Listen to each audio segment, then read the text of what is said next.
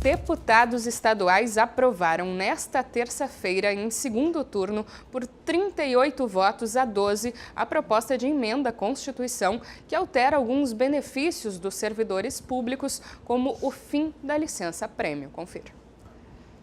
Após 2 anos de espera, deputados retomam votação a respeito da extinção da licença-prêmio para funcionários públicos. Atualmente, servidores têm direito a 3 meses de descanso a cada 5 anos de trabalho. Em substituição ao benefício, a emenda constitucional prevê a criação da licença capacitação. Segundo a base aliada do governo, a proposta visa modernizar e qualificar o trabalho dos servidores, além de uma pequena economia para os cofres públicos. O valor maior ele não é um valor numérico, apesar de ele ser interessante. Se tu voltar no tempo, de 2017 a 2018, somente no Executivo, pelos números que nós temos, foram em torno de 400 milhões de reais que o Estado cumpriu com a legislação atual. Para funcionários públicos, a proposta da emenda não garante economia ao Estado e nem a viabilização da nova licença. Nós já temos direito a nos licenciar para aperfeiçoamento profissional e pelo período de 2 anos. Então, na verdade, eles estão nos dando uma segunda opção muito mais restrita, só pelo período de 3 meses, e com algumas regras já pré-definidas numa emenda que inviabilizam a sua fruição. Para a oposição do governo, trabalhadores das áreas essenciais, como magistério e segurança pública, serão os mais prejudicados. Eu sou contra qualquer mudança de lei que que mude a regra no meio do jogo. Se fosse isso para quem vier, por exemplo, novo concursado, sim. Agora, quando pega em pessoas que já estão trabalhando, eu acho que ele entrou com uma regra. Sempre vou estar defendendo o trabalhador, servidor público que ganha 2, 3, 5 mil, professor, médico de bairro, enfermeiro. Não tem como penalizar essas pessoas que ganham pouco. E hoje nós recebemos aqui nos estúdios, então, o deputado Gabriel Souza, do MDB, que vai falar justamente sobre essa votação na tarde de ontem e também sobre alguns projetos de lei. Muito boa tarde, deputado. Explica um pouquinho, então, a sua avaliação da votação de ontem. Bom, na verdade, a licença-prêmio e o tempo ficto, a licença-prêmio é aquele benefício que o servidor público recebe a cada 5 anos de trabalho, ganha 3 meses de um período sem trabalhar, de umas férias, digamos, que é a licença-prêmio, remunerado, continua ganhando salário e fica sem trabalhar durante 3 meses. E o tempo ficto é o tempo que ele trabalhou em outros órgãos públicos, como por exemplo prefeituras, avança na carreira, triênios, quinquênios, ganhando mais, por ter trabalhado X tempo naquele órgão público, e quando ele passa num concurso do Estado, ele traz todo esse tempo que ele trabalhou em outro órgão público, ficticiamente, fazendo com que o Estado pague por um tempo que ele não trabalhou no Estado, ou seja, que ele pague avanços na sua carreira que ele não obteve trabalhando no Estado, e o Estado paga por isso. Então, são medidas que modernizam a máquina pública, atualizam ela. No caso da licença-prêmio, o Rio Grande do Sul era um dos únicos estados brasileiros que ainda mantinha isso, o governo federal já não tem mais isso, e nós tínhamos votado o primeiro turno dessa PEC ainda no governo Sartori, porque a PEC é do governo Sartori, e o governador Eduardo Leite entendeu que ela deveria continuar sua tramitação e votou o segundo turno agora, ontem à tarde, quando tivemos uma vitória muito significativa de 38 deputados a 12, inclusive com o acordo no colégio de líderes, inclusive com a concordância inclusive dos partidos de oposição, como é o caso do PT e do PSOL. Bom, e agora quais serão os próximos passos a partir dessa votação?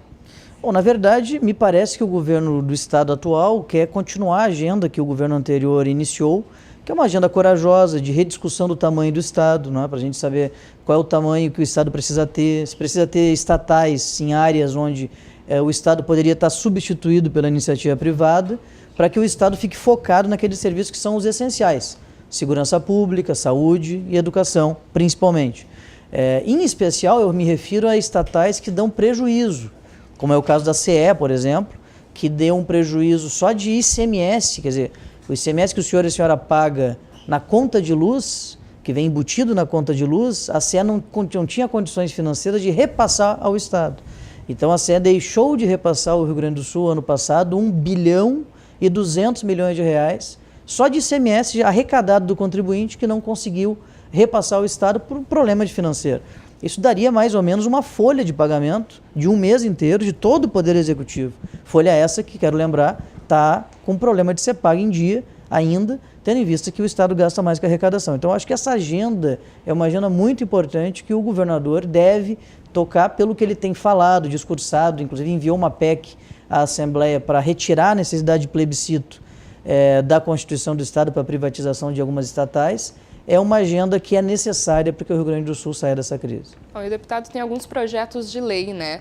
Tem um deles que é de causa animal. Queria que o senhor explicasse então um pouquinho para nós. Eu sou médico veterinário de formação, eu sou pós-graduado também em gestão pública e tenho uma série de ações em razão, não é, dessa formação acadêmica que tive. Atuação, inclusive, ainda hoje na clínica veterinária, não é, que mantenho lá em Tramandaí, minha cidade. E por isso, claro, tenho um envolvimento com essa pauta. Não é uma pauta que envolve saúde pública, porque quanto mais cães e gatos abandonados nas ruas, mais zoonoses serão transmitidos, porque esses animais não estão bem cuidados. E também envolve crime, porque há o crime dos maus tratos aos animais, né? Cães, gatos, equinos, enfim, diversos animais no meio urbano maltratados. Só esse final de semana em Santa Maria foram envenenados 15 cães e gatos, muitos deles inclusive que não eram de rua, por algum criminoso. Eu falei hoje ainda com a chefe de Polícia Civil do Estado sobre a necessidade de criar uma delegacia de polícia especializada no assunto. Então, tenho vários projetos de leis, um deles cria uma política estadual de controle populacional de animais de rua, que é uma pauta importantíssima, vários estados têm feito, municípios e capitais têm feito, e nós precisamos de uma política pública aqui no Rio Grande do Sul para que esses animais sejam castrados, vermifugados, não é? E que o Estado tenha uma política para que haja um controle populacional dessa população animal que cada vez mais cresce e que gera males a si próprios e também aos seres humanos. Como é que deve seguir essa pauta? Ainda esse ano? Entra em pauta realmente? Como é que vai ser? Sim, é o projeto de lei que está tramitando na Assembleia desde a legislatura passada. A gente espera que entre este ano e ano que vem seja votado, a depender da agenda que o governo vai imprimir dentro da casa. E nós tivemos algumas vitórias, como, por exemplo, a inclusão das ONGs de proteção animal no Nota Fiscal Gaúcha, que é aquele CPF na nota. Então, quem está dentro do programa e quem não está, eu sugiro que se cadastre, porque no site é muito rápido o cadastro. Tu podes ajudar uma PAI, um hospital, uma entidade de proteção social e agora, a partir da inclusão das entidades de proteção animal, também a causa animal.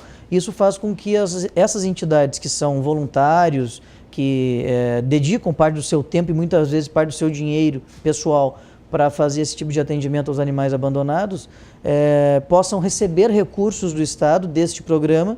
Claro que quanto mais CPF na nota, mais pontos ganha uma entidade e mais recursos ela vai ganhar, presta contas ao Estado através de um programa de castração, de atendimento veterinário, etc., que vai servir para ajudar muito nessa causa. E o Estado começou a fazer a sua parte, então, desde o governo anterior, fazendo com que haja a inclusão dessas entidades no Nota Fiscal Gaúcho, que é uma ação muito importante, entre outras que já fizemos, mas temos que avançar muito mais. Uma pauta que sensibiliza, com certeza, toda a população, né? Mas, além desse, tem um outro projeto de lei que também chama bastante atenção, que é uma rota turística no litoral, é isso? Eu sou do litoral norte, de Tramandaí, não é? Fiz a minha carreira política lá. E vejo, não é, que nós temos uma falta de articulação turística naquela região. O litoral norte do Rio Grande do Sul, ele tem belezas naturais que não são aproveitadas do jeito que poderiam.